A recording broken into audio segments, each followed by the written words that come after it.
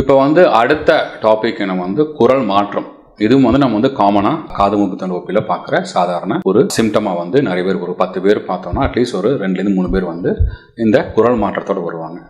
So என்னென்ன காரணம், யார் யார் பார்க்கணும், யார் யார் சீக்கிரமாக அதுக்கு தீர்வு காண வேணும்னு பார்த்துக்கலாம்.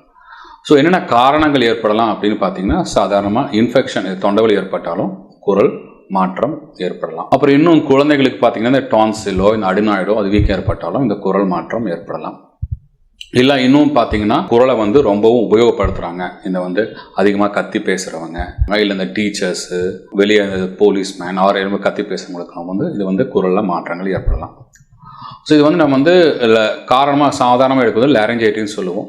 ஸோ லாரிஞ்சைட்டிஸ் அக்யூட்டு இல்லை க்ரானிக்காக வகைப்படுத்திக்கலாம். ஸோ அக்யூட் லாரிஞ்சைட்டிஸ் சில மருந்துகள் மாற்றணும், பேச்சு பயிற்சி மூலயமாவும் இந்த குரல் மாற்றத்தை நம்ம குணப்படுத்த முடியும். ஸோ க்ரானிக்காக இருக்கிறவங்களுக்கும் அதே மாதிரி சில மருந்துகளை கொடுப்போம், ஒரு 2 வாரம் 3 வாரம், மற்றும் பேச்சு பயிற்சி மற்றும் வாய்ஸ் ரெஸ்ட்னு சொல்லுவோம். அதாவது வாய்ஸ் ரெஸ்ட் கொடுக்கறனால இதை வெளியே வரலாம். இன்னும் சில பேர் இந்த குரல் மாற்றம் ரொம்ப நாளாக இருக்குது, அதை மாறவே இல்லை, குரல் மாற்றம் ஜாஸ்தி ஆகிட்டே இருக்குது மற்றும் மூச்சு விடுறதுக்கு சிரமமாக இருக்குன்னா கண்டிப்பாக ஒரு ENT மருத்துவரை பார்க்க வேண்டியது வரும்.